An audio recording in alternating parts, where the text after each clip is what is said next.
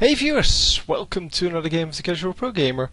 Today we are once again doing a game from the Antec Attack number 22, and this is game number 8, and this is between mouzCCMarine and roxkisFRAER, and it is, as you can see, a Terran versus Protoss. So yeah, we have seen a lot of Protoss versus Zerg.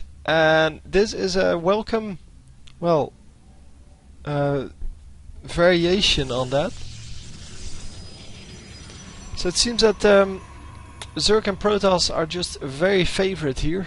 And yeah, a pylon coming out here, supply depot coming out here. It's a pretty standard setup. And what's this? Oh, those are the anti-blockade supply depots. Because or they were put in to prevent that one of these cheesy Protoss players could just run up to this ramp, put down 2 pylons and a cannon behind it, and then block in the player that was over here. And yeah, that sucked really hard. So they decided to put in the supply depots whenever they have these small ramps, and that allows the player to at least get out, because well, they're trying, and I think that's really good, but Blizzard is trying to prevent people from abusing things in the game that allow you to play the game in a different way than it's supposed to be played. And that goes not just for StarCraft, it also goes for Diablo, and I think that's a really good strategy, or a really good way to kind of see what you want to change on your game. You have a vision of how your game is supposed to be played, and if people abuse something in your game that in a way that makes it, well, the gameplay either, well, completely overpowered or just in general different from what you would want them to play, or how you would want them to play, then obviously you're going to change that. So a cybernetics core coming out, a new pylon. He's going to just make sure that he has more coverage here, so that if he wants to buy multiple gateways at once in the future, that he actually has the room to do that. And a fast expansion coming out from our Protoss, our Terran player, and that means that he's going to be behind in army but ahead in economy. And that, of course, is kind of one of the strategic choices you have to make. And yeah, the one Stalker coming out. Did he already produce a Zealot? I don't think he did, but oh, he did. Wow, that was really quick. So I don't know where the Zealot is. Maybe it's right in front of me. Not sure. I have no clue. You probably already saw it, but you know how bad I am at that. No, here it is. So yeah, there it is. It is just running around, scouting the bases and making sure that he gets some more information about where armies are, where buildings are, just your general stuff. And now going to capture this tower. Anyway, let me see what he actually scouted there. He oh, it's this one. He scouted that the Protoss player isn't, or the Terran player isn't here, so reached the conclusion obviously that he must be in the last part of the map, but hasn't seen anything yet. So the Terran player is going to surprise him now.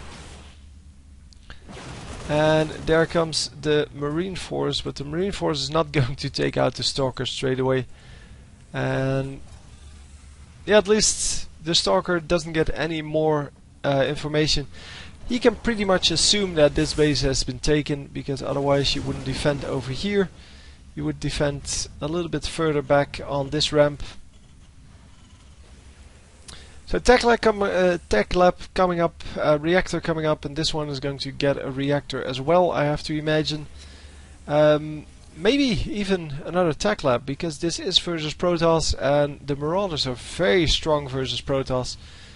And as long as he can hold off that first push, because there is normally a first push coming. Oh no, there's an expansion coming up. Never mind. So that means that the push is going to be delayed, and it's not a problem. But yeah, if you can delay or no, just get rid of the first push, if you don't get overrun by it, then you can get away with this fast expansion. It's just that because you are well behind on these on the troops. Yeah, he is indeed going for an extra tech lab.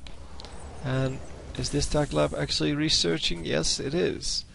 The Stimpaks. So the Stimpaks, yeah, the combat shield is always the first one. For some reason, I don't know why it's more important than the others, but it is really important, of course, if you're going for all Marines. Hang on. Yeah, in this case, I think the Stimpak may actually have been... Yeah, Stimpak was first. Yeah, I would say Stimpak is first in this case. But, well, I'm not a real good player, so I don't really know. So the Protoss in here and going to try to snipe as many of the Marines as possible, and actually got quite a large amount of them.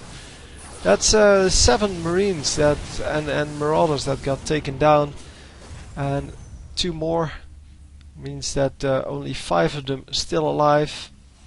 He is building more, of course, but still. That was a great attack from our Protoss player there. He didn't lose anything, I think, and is taking a little bit of damage from the bunker. But yeah, losing 1 zealot for a supply depot, that's a pretty even trade.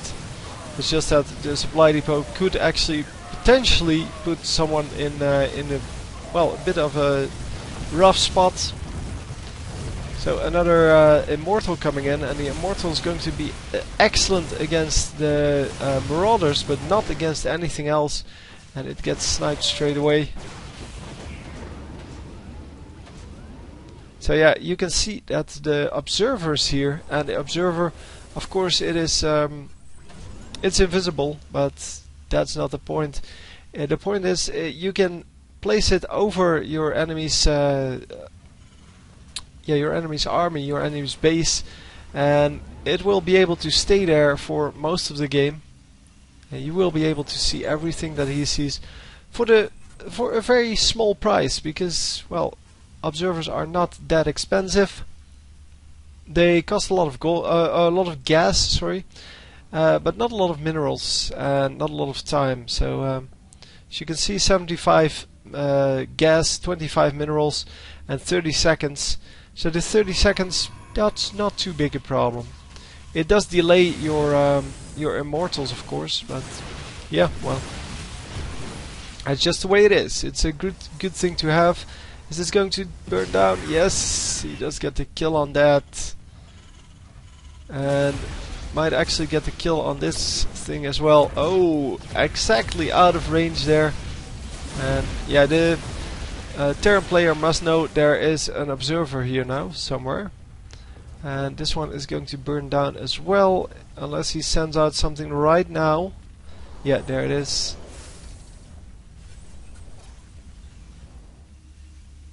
So that observer coming back in, he was afraid that was going to get sniped, because, well, attacking units on the high ground without having anything on the high ground is impossible. So you need to have a flying unit or a unit on the high ground, and in this case it was kind of obvious that there was an observer here.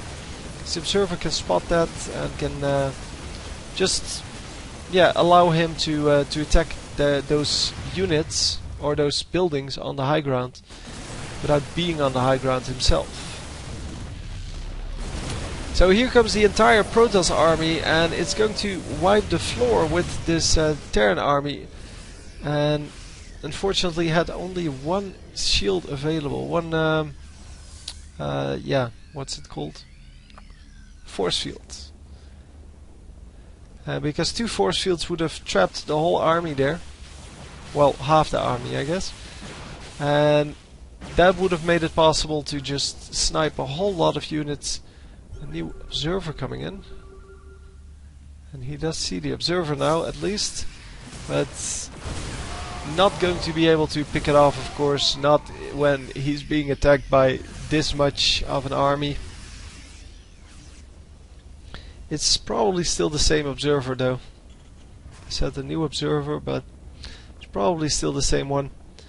So a new base coming up here, and that's why he sniped these destructible rocks, because he can now defend the second base. The Protoss in the meantime already has his third base up and running. So yeah, large amount of these warp gates, more warp gates here. Only has one of these, and then going for the Templar upgrades. The Blink is not researched yet, so not going for that. So we have a little bit of a fight going on. Yeah, I will rewind that a little bit because I kind of messed up there. Oh, come on. So, yeah, the Protoss army is taking a little bit of a detour here, but it gets spotted by the Terran army, so the oh wow, the ghost in the mix there. And yeah, the observer is still keeping an eye on where the army is. So the Protoss is doing a reasonable job. It's just that the Terran player has a lot more. And he has all of these Marauders. He has 8 Marauders there. And the Marauders are going to do very well against the Stalkers. Not so very well against the Immortals. The Immortals are way better against them than they are against the Immortals. But yeah, with a large amount of them, so with 8 of them, you can snipe down the shield pretty quickly. And yeah, after that, after the shield is down on the Marauders, it is yeah, it's pretty easy to kill them with the Marauders. So yeah, the Protoss losing his entire army, and that means that he's going to have to rebuild it, and preferably somewhere near his base, because he knows that the counterattack is incoming. A little bit of units killed here. Well, only one unit got killed, one of the the High Templars, and yeah, the High Templars are really good against these clumped up biological units, as they're called. So the Marines and Marauders. But yeah, I don't know if they're going to be enough. It's just that there are so many Terran units that it's going to be hard to deal with that. He's going to come up here. The destructible rocks are not taken down, so this base is going to go down. The Zealots coming in, and the Zealots are going to do great against most of this army, but yeah, they are going to get sniped because there are just more units on the Terrans. And even more units coming in. The Zealots should do pretty well, but yeah, he just doesn't have enough units. And you can see that the early expansion here, because he held off that first push, and actually there was no first push because, well, this expansion came up, but yeah, he held off the attack over here then, well, the second one, when he tried to tried to build up this base. And the third time that the Protoss actually attacked, the whole army got wiped out, and there was just no way to come back from that. Protoss does have plenty of money left, and I don't know if yeah, I can't really see what he still has had left in his queue. So if he used all of his cooldowns, but I think he used all of that to build more zealots in the end. So yeah, well, that's the way it goes. Sometimes you just don't have a big enough army, but not taking down these rocks, pretty big mistake, because that would have made it a whole lot easier to at least defend over here, because you don't have to run all the way over this side and then sneak up from the back. Anyway, I hope you enjoyed, and I will see you next time. GG!